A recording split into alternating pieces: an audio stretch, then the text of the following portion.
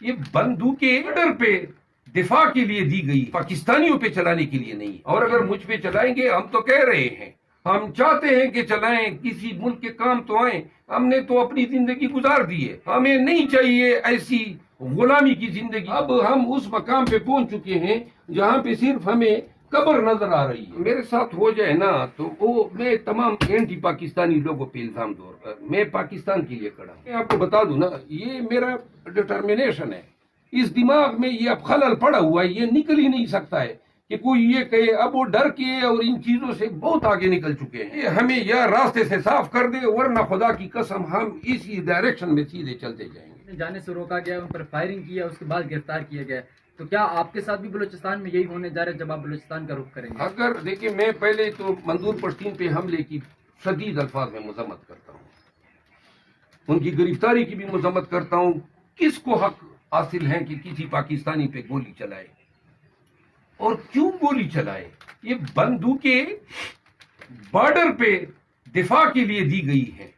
یہ پاکستانیوں پہ چلانے کے لیے نہیں ہے۔ اگر پولیس نے چلائی ہے تو یہ ڈاکوؤں، دہشت گردوں کے خلاف ریاست نے کی ہے،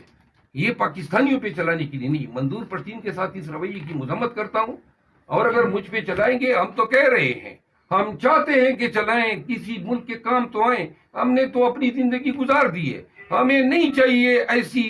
غلامی کی زندگی جس میں ہم غلامی میں محصور رہے اور ہم کہیں کہ جی ہم حق اور سچ کے ساتھ کھڑے ہیں۔ کوئی پرواہ نہیں ہے،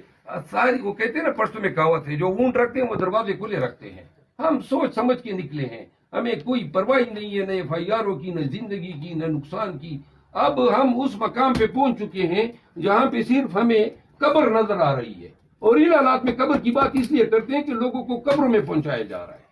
اچھا برا صاحب، ماضی میں آپ کا فارم ہاؤس بھی گرایا گیا ہے، اب آپ کو لائف تھریٹس بھی ہیں، خود کا حملے کے حوالے سے بھی آپ بتا چکے ہیں کہ آپ کو حکام بتاتے رہتے ہیں، اللہ نہ کرے آپ کے ساتھ کوئی ایسا حادثہ ہو جائے، کس کے اوپر الزام اٹھائیں گے؟ میرے ساتھ ہو جائے نا تو وہ میں تمام اینٹی پاکستانی لوگوں پہ الزام دور کر، میں پاکستان کے لیے کھڑا ہوں،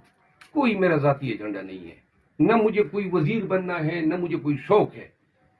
اور میں صرف خان صاحب کے اس کاز کے لیے لگا ہوں کہ پاکستان میں قانون کی حکمرانی ہو، یہ عدالت بے توقیر نہ ہو، یہی میری خواہش ہے۔ کیا ہم ہر ایک کو اچھا لگتا ہے نا بچوں کے ساتھ بیٹھے آرام سے زندگی گزارے، کسی پاگل کتے نے کاٹا ہے، لیکن اگر سب یہ سوچ رہیں گے کہ ملک کے لیے کون کھڑا ہوگا،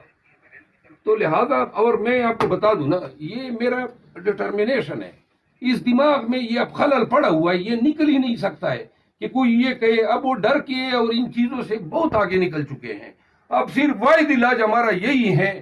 کہ جی یہ ہمیں یہ راستے سے صاف کر دے، ورنہ خدا کی قسم ہم اسی ڈائریکشن میں سیدھے چلتے جائیں گے۔ مروان صاحب، یہ بتائیے گا کہ آپ نے ایک ٹویٹ کی تھی جس میں آپ نے لکھا تھا کہ چیئرمین سے مشاورت کے بعد جو کنونشن ہو رہا ہے اس کا شیڈول تبدیل کیا جا رہا ہے، تو تھوڑا سا یہ بتائیے گا کہ نئے چیئرمین یا قائد چیئرمین سے مشاورت؟ نہیں، میں نئے چیئرمین صاحب کی بات کر رہا تھا، میں ان کے پاس مبارکباد کے لیے گیا۔ نئے چیئرمین؟ ہاں، میں بیرسٹر گور صاحب کی بات کر رہا تھا، اور بیرسٹر گور صاحب اب ہمارے موجودہ وقت میں فی الوقت چیئرمین ہیں، تو انہی کی نگرانی میں، انہی کے ہدایات کے تحت ہماری پارٹی اوور آل جو ہے، خان ہمارے قائد بھی ہیں، مینوفیکچرر ہیں پی ٹی آئی کے، اور ہم سب جو ہیں خان کی ویژن اور ہدایات کے تحت مل کے نئے چیئرمین صاحب کی نگرانی میں یہ تمام ہدایات کو فالو کریں گے اور پارٹی کا پیغام پہنچائیں گے۔